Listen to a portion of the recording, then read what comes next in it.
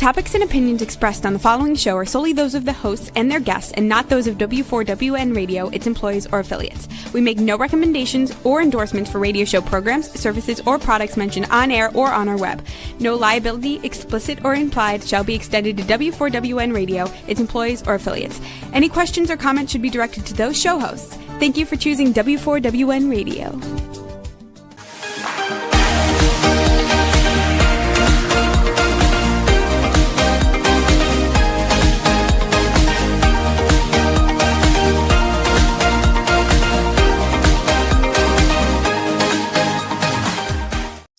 Hello and welcome to Fearless Fabulous You. I am your host, Melanie Young. Welcome to my show. Welcome to February.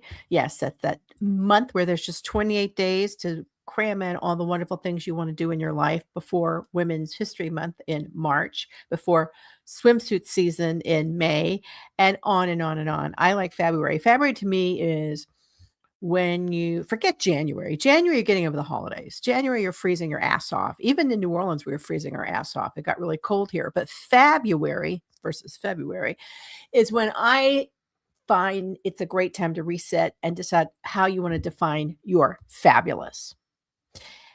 So that's what the show is going to be about. It's going to be about how to know when to push the limits and when to accept the limits as you move through life, because I'm doing that right now.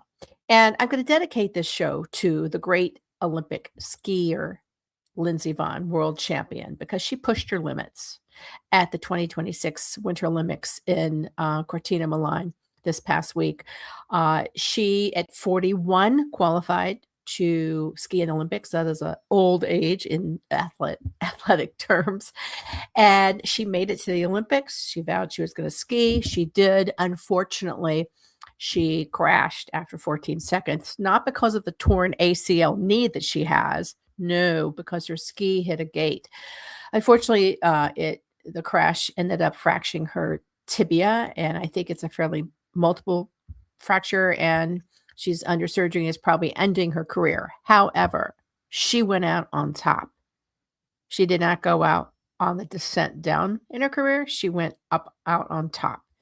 And now she knows and has accepted her limits. And that is what I'm going to talk about today, because at some point, all of us need to understand when it's good to push the limits and when to accept the limits and move on.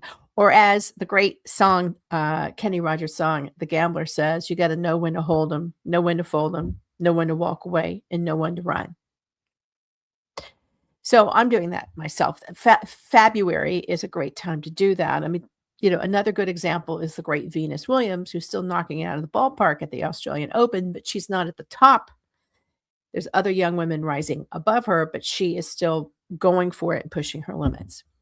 At some point, she's going to hang up a racket and do something else. Shaun White, great snowboarder. He's off. He's maybe snowboarding. He's not doing it competitively anymore. He knew when he had reached his limit, and now he's doing something else. He's got a whole business in the snowboarding business.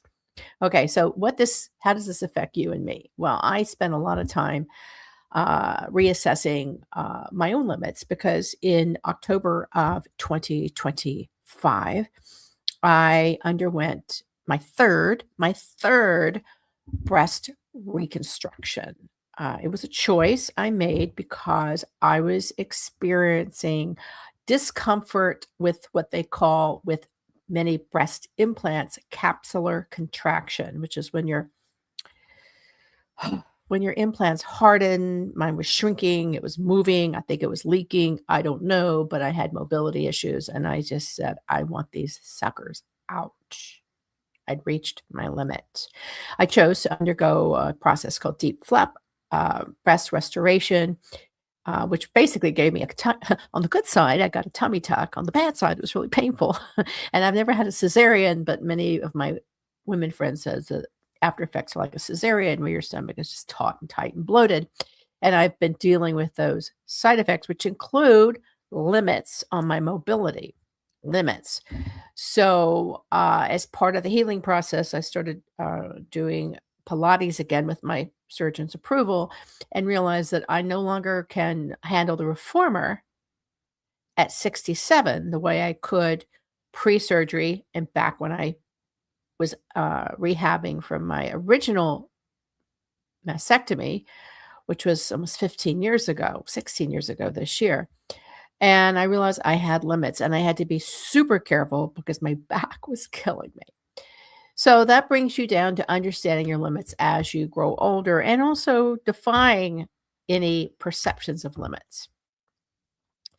So you can do anything you choose to do at any age and any stage if you have the mindset.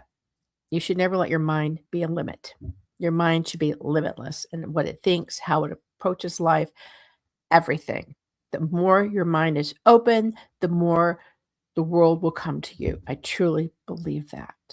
Limited minds limit opportunities.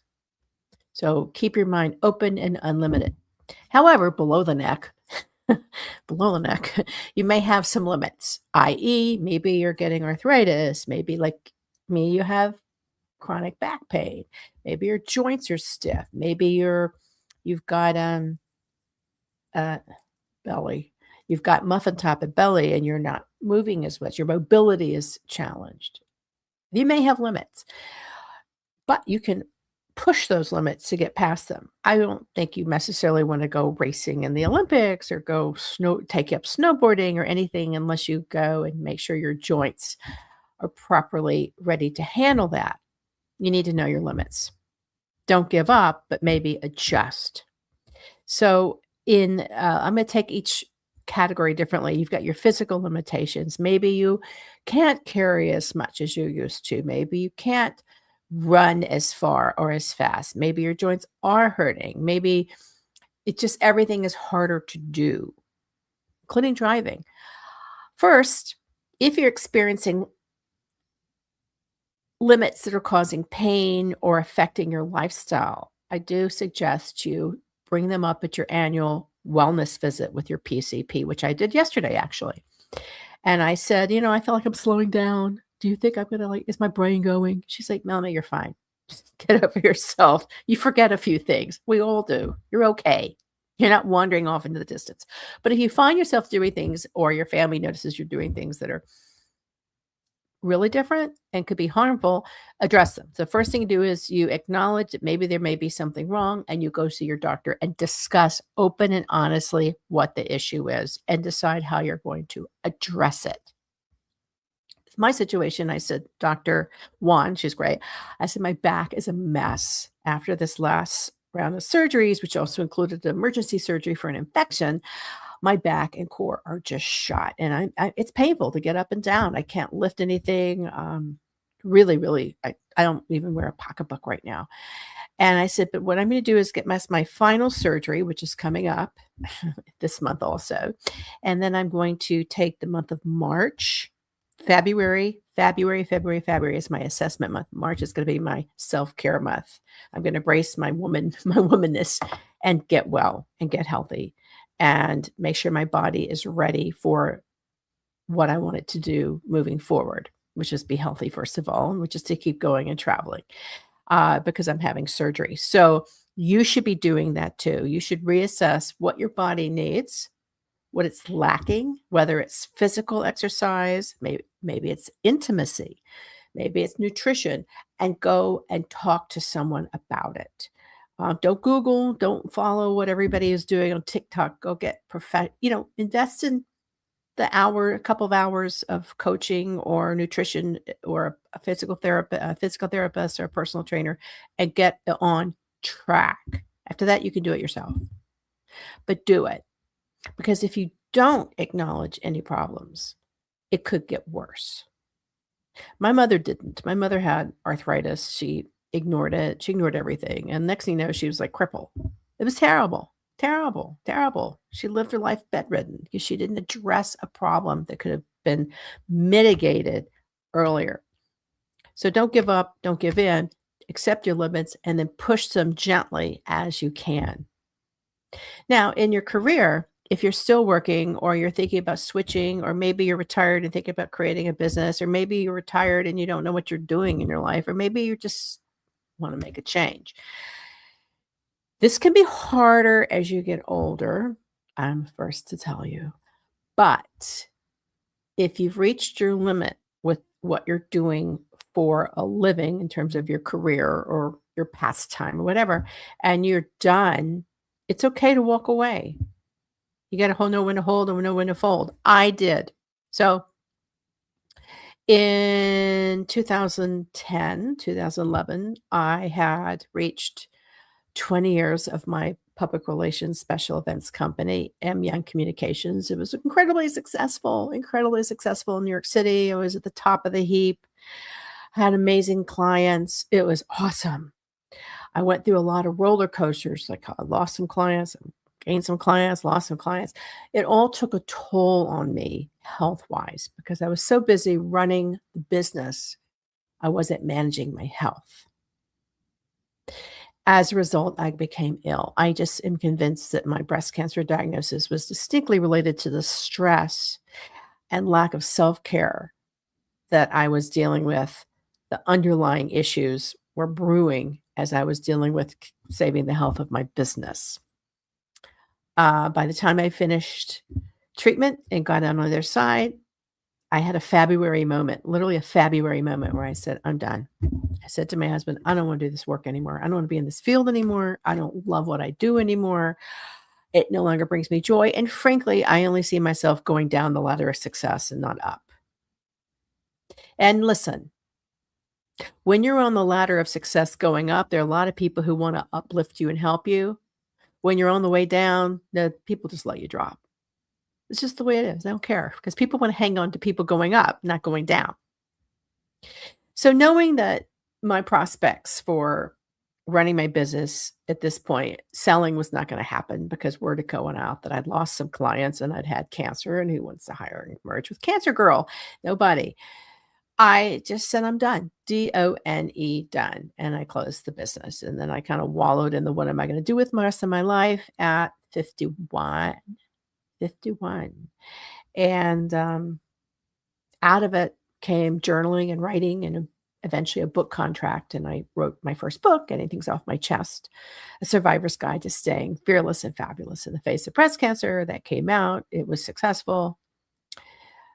Critically successful, not necessarily financially successful. And then I wrote my second book, which I want to flash up on the screen, a photo of, called Fearless, Fabulous You, Lessons on Living Life on Your Terms, which actually addresses what we're talking to today, which is that you have to reset your life and evaluate it every so often to address limits that may be coming your way due to age or changes in business or finances or whatever, and how to retool and rework things to your advantage, which is what I do in Fearless, Fabulous You. I have 5 ways to reset your life, learn to recharge your energy. Obviously, the first thing you need to do if you feel like you're just wiped out, worn out, and ready to roll it all up and fold, reassess your energy levels and your self-worth and understand that no matter how you feel, you still have a great self-worth, and figure out what is that worth to you, what is that worth to the world, and wear it on your sleeve. Define how you want to live your life. Accept your limits and redefine how you want to live your life, which is the whole recharge section. And then, let go of things that are bringing you down, whether it's mental issues, mental baggage, people baggage, whatever. Know when to let it go. Know when to say, I'm done with this. I want to free up my time, my people, my headspace to move on. Okay? Sometimes change happens to you, and sometimes you make change happen. It's going to happen either way. Just be prepared.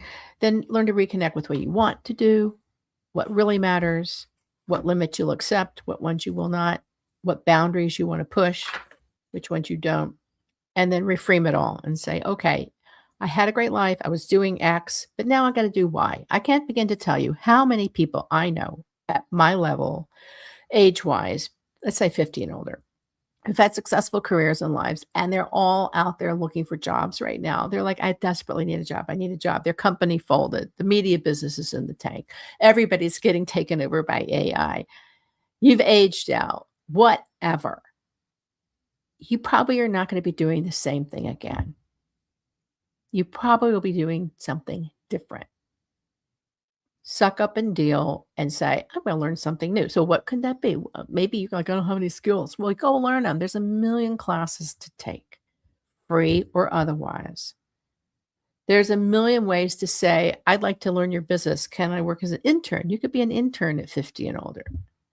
You can volunteer for a period of time with an organization, a nonprofit, and say, I'd like to help. And then say, by the way, I'd like to, do you have any jobs? Or take that volunteer work and package it for jobs. You can do all of that. You can also choose not to work. I have friends who are like, I'm retired. I'm kind of embarrassed. Instead of saying I'm retired, they say I'm self-employed. It's okay. Retire. You don't have to work. If you don't have to work and you're financially secure enough not to, God bless you. Go out and enjoy your life. Do something for other people. Mentor, volunteer, spend that money that you worked so hard to earn and go travel or do something you want to do. It's perfectly okay not to work. In fact, that's one of my mental limits right now. I keep saying to my husband, David, I don't really want to work anymore. I kind of just want to live my life. I figure I have 15 good years left. 15, 1-5. I want to live them really well. Just enjoy my life. Why do I have to work? Well, financially, I probably do, but I don't have to work as hard. So you can have that conversation with yourself and assess, do I have to keep doing the same old thing? Can I? Or are there limits? Finally, decide what you want to do down the road and set a goal to figure that out. Maybe it's not work. Okay. That means you got to really work on your investing and saving and not spending. And that may mean giving up things that you really like. For me, that's hard. I like to travel. Maybe it's not going out to restaurants or concerts as much. Maybe it's buying for your clothes because you want to save now to spend and relax and have less stress later. It's really up to you. It's really up to you. Try something new. Try something crazy. Push your limits and see what that's like. You know what I've always wanted to do? I've always wanted to try burlesque. Yeah, burlesque. I love burlesque. Now it's getting harder for me to even conceive that because I have now 2 surgical scars. I'm like, who would want to see a 67-year-old woman do burlesque with 2 surgical scars? Well, first of all, I just put a barrier in front of me, a mental barrier. You never know. Push your limits. If it's fun and you're having joy from it, why not do it? Another one is financial limits. Okay, this is a biggie. Okay, we talked about physical and mental, career. Financial, that's a tough one. I can't afford. It's too expensive. I can't do this. Can't is a limit. Well, yeah, sometimes that's true. It's hard, particularly when you have friends you enjoy being with who maybe are more financially well off than you, and suddenly you're with them and you feel peer pressure to keep up with your friends, but on trips like that. Well, maybe you don't want to travel with them anymore. If you have financial limits, accept them and live within them because the other option is not great, debt. 2, find a way to grow your money, the money you have, working with a financial advisor, or earn more money bit by bit. It may not be a salary, it may not be a job, but maybe you can sell stuff out of your closet. Maybe you can offer to walk dogs. Maybe you can get a part-time job. Whatever. The financial limits is a hard one because you live with that the rest of your life unless you do something with it to improve it. So the best thing you can do there is start early, be pragmatic, and have a good conversation with yourself. Do I need it? Do I want it? Is it necessary? I've had the conversation many times. It's been a terrible conversation, but I've done it. So, limits. You're never too old. You're never too young. However, there are some limits to both. Your career may have a ceiling to it. If you're bumping your head against the ceiling, then walk away, open the door and walk away and do something else. If your relationship is in a rut, I haven't talked about that one. If your personal relationships are in a rut, face it, get help, speak to a therapist, talk to your partner, and have an honest, non-accusatory discussion. Don't sweep it under the blanket or under the rug because it'll fester. Just have an open conversation and say, is there anything, or come up with something fun to do together that you haven't done before. You got to push your limits there too, because you don't want to be in a rut. A rut creates limits. Financially, I've addressed, you've got to figure out how to grow the money, spend less money, make less money, and live within your means. So that is setting limits, but you can have a great time doing it. You can learn to take up cooking. You can take walks with friends instead of go out for drinks. That's right. Cocktails are like $20 now, some places. Okay, happy hour, maybe 12, but think about all the calories you can burn by moving and taking a walk, talk, get together versus ingesting. Okay, maybe you can't take that big trip right now or fewer. Put your money away for that big trip because you only live once and do staycations. David and I did many staycations in New York and in Tennessee when we were trying to save money. We didn't talk about them as much as our big trips, which is work, by the way, but we do staycations. You find a museum. I have a tip for you. If you join your local library, I think I've talked about this before. If you join your local public library, you can ask them for other benefits. For example, our local library has a culture pass. You can sign up and go to many museums for free or attend the Louisiana Philharmonic Orchestra for free. As a bonus for having a library card, you can also check out books, current magazines, not check them out, but have a reading library there. They have puzzles. Some libraries have crafts, cooking appliances. It's actually amazing what your local public library can offer for free just by signing up and getting a library card. I never buy books anymore. I always just go to the library. You can also go and get notary public. Got to be a spokesperson for libraries, but I'm very big. First of all, I love to read. I love books, as you know. And second, I love to take advantage of free things. So that's a really good one. And some of these libraries have classes where you can sharpen your skills, whether it's social media or computers or other kinds of things. So ask.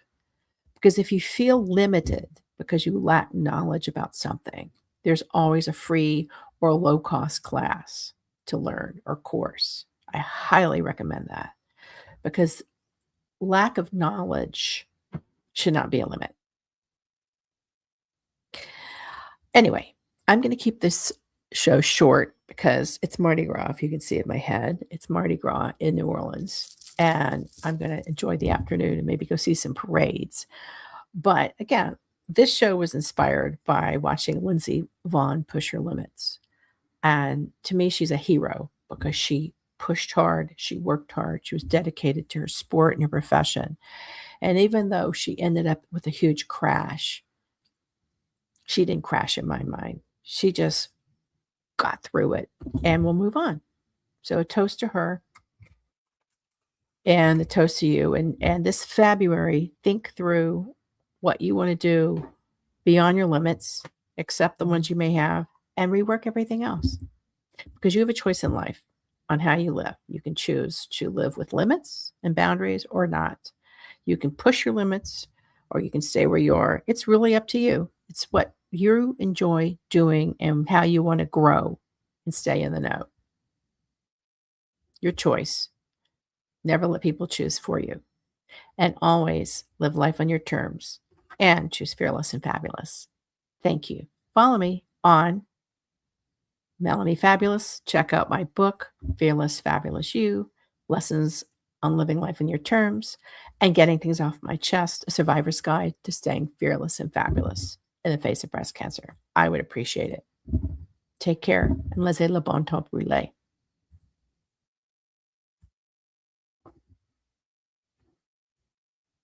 Thank you.